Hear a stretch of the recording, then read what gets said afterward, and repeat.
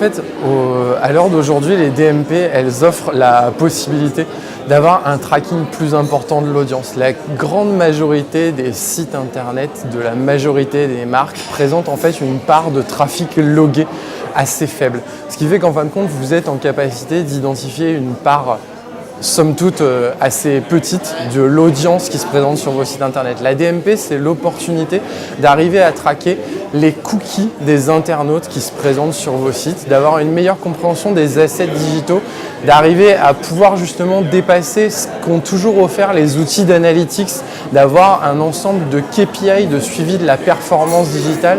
L'opportunité des DMP, à mon sens, à l'heure d'aujourd'hui, elle est sur le fait qu'on va pouvoir descendre à une granularité individuelle de la donnée, pouvoir traquer les parcours digitaux sur les assets, mais pour le coup à un niveau cookie-based. Et en fait, on n'a plus besoin, pour faire du CRM, d'avoir la compréhension de la donnée nominative des individus, de comprendre des noms, prénoms, adresses email, les choses somme toute assez classiques du CRM. Demain, les DMP, elles doivent nous permettre de pouvoir justement interagir avec les clients, qu'ils soient nommés ou anonymes dans leur présence sur les sites, les applications mobiles et ce genre de sujet.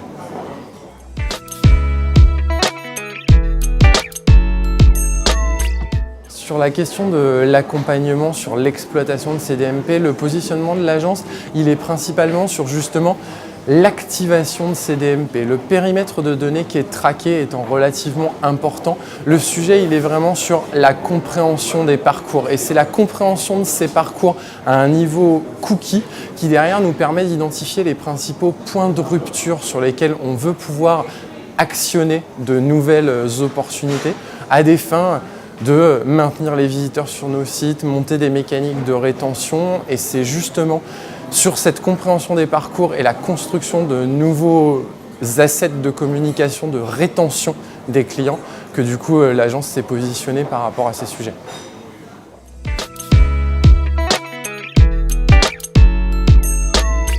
La DMP, c'est un sujet dont beaucoup de gens se sont mis à parler depuis 2013. Il y a des annonceurs qui commencent de plus en plus à construire ces nouveaux systèmes d'information en interne pour étendre le périmètre de tracking qu'ils sont en capacité de capter.